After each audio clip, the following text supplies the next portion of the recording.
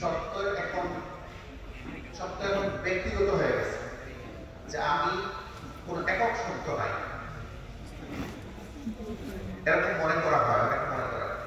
আপনারা এখানে বসে আছেন হয়তো 100 জন, কোন একটা ঘটনা আমি যদি এখানে বলি বা একটা ইনফরমেশন শেয়ার করি, আপনাদের এখান থেকে অন্তত 2 ভাগ 5 ভাগ হয়ে যাবে এইটাকে সত্য মনে করার জায়গা থেকে। এক ভাগ বলবেন যে এটা সত্য না, এটা মানি না, সত্য না, কারণ হচ্ছে এটা আমার হিসাবের সাথে মিলতেছে না। আরেকজন বলবে সত্য, কারণ তার হিসাবের সাথে মিলতেছে। আমরা আমাদের ব্যক্তিগত জীবনের যে হিসাব নিকাশ আছে, যেমন ধরেন আমি একটা বিশ্বাসে, একটা রাজনৈতিক বিশ্বাসী, আর একটা রাজনৈতিক বিরুদ্ধে অবস্থান গ্রহণকারী, আমি একটা ধর্মে বিশ্বাসী, আর 5টা ধর্মকে আমি অসঠিক মনে করি, আমি একটা ব্যক্তিকে পছন্দ করি, তার বিপক্ষে দাঁড়ানো ব্যক্তিদেরকে অপছন্দ করি। এই যে আমার আগে থেকে হিসাব নিকাশ আছে, যে চিন্তা প্রি অকুপেশন আছে, আমার যে আমি আগে থেকে যে ধারণাগুলো লালন করে, এটা আমাদের জন্মের পর থেকেই শুরু হয়। আমরা যখন কথা বলা শিখি বা আমাদের আশপাশ থেকে বলা বুঝে শিখি, তখন থেকেই আমরা নানান ধরনের ধারণা চিন্তা আমাদের মাথায় সত্য বলে জমা করতে থাকি। এগুলোকে সব মিথ্যা আর আমরা সত্য বলে মনে করার বিষয়টা তা না। এগুলো অনেকগুলো সত্য, অনেকগুলো হয়তো অর্ধ সত্য, অনেকগুলো হয়তো মিথ্যা। সেইগুলো মিলিয়ে আমরা একটা আন্ডারস্ট্যান্ডিং, হিসাব নিকাশ, বোঝাপড়া আমাদের মাথায় তৈরি করে রাখি, এবং এরপরে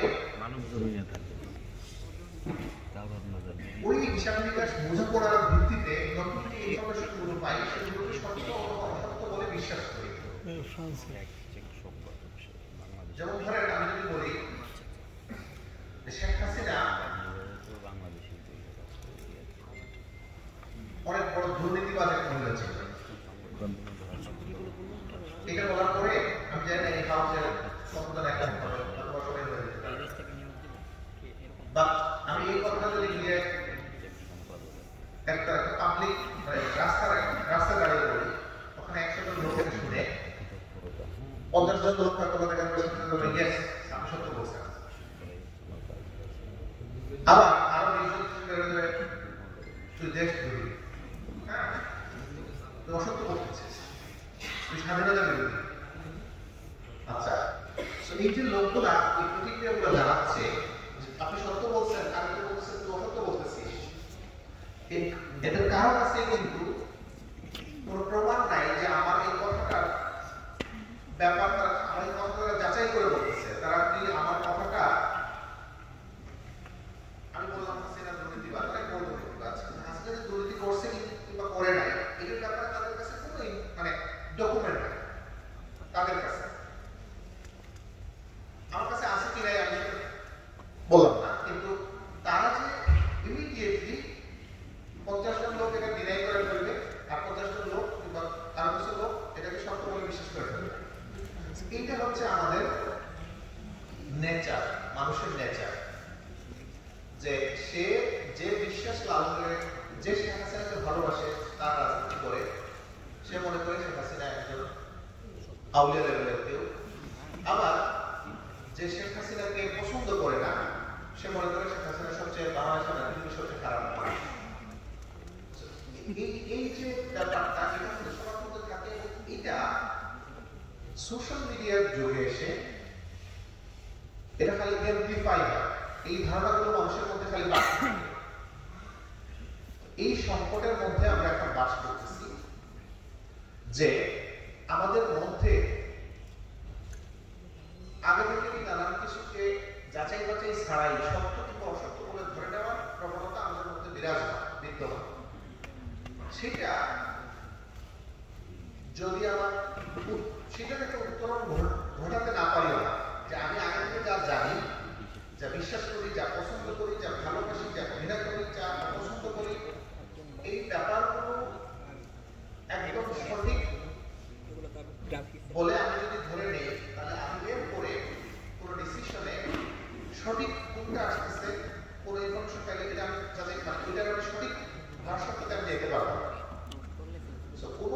ফ্যাক্ট চেকিং কিংবা ফ্যাক্ট চেকিং শব্দটা কিংবা ভেরিফিকেশন শব্দটা যখন আপনি ভাববেন, এটা নিয়ে আপনি কাজ করতে চাইবেন, তখন আপনার প্রথম কাজ হচ্ছে আপনার প্রি অকুপাইড যে চিন্তাগুলো আছে, আপনি যেভাবে দেখে বুঝে বিশ্বাস করে অভ্যস্ত হয়ে গেছেন,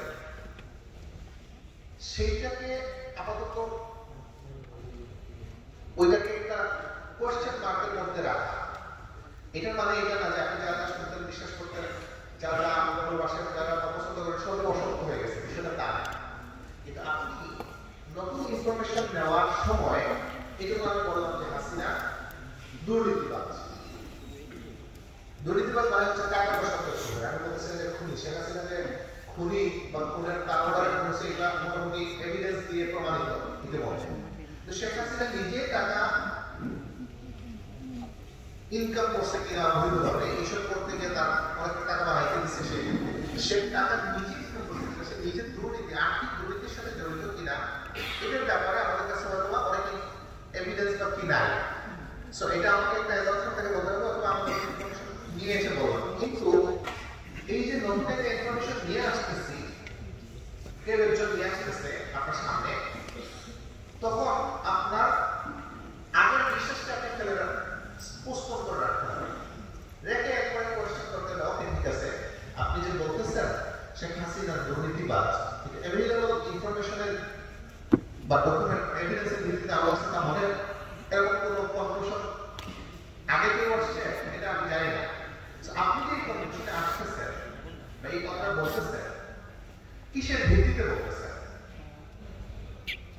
আমি যদি এখন আওয়ামী লীগের খুব বিরোধীও হই, শেখ হাসিনার খুব বিরোধী হই, তারপরেও আমাকে জিজ্ঞেস করতে, আচ্ছা ঠিক আছে, কিভাবে, কিসের ভিত্তিতে আপনি বলতেছেন, প্রমাণটা কোথায়, এভিডেন্সটা কোথায়, অনলাইনে লিঙ্কটা কোথায়?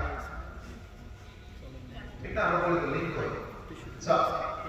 এটা আমরা লিঙ্ক করে পরিবেশনের ভেরিফিকেশনের জন্য বলি না, আমরা বলি যে জাস্ট দেখে আমি স্যাটিসফ্যাকশন নেওয়ার জন্য, যে শেখ হাসিনা খুব খারাপ, এটা আমি শুনতে আমার খুব ভালো লাগে, কারণ আমি মনে করি শেখ হাসিনা খারাপ।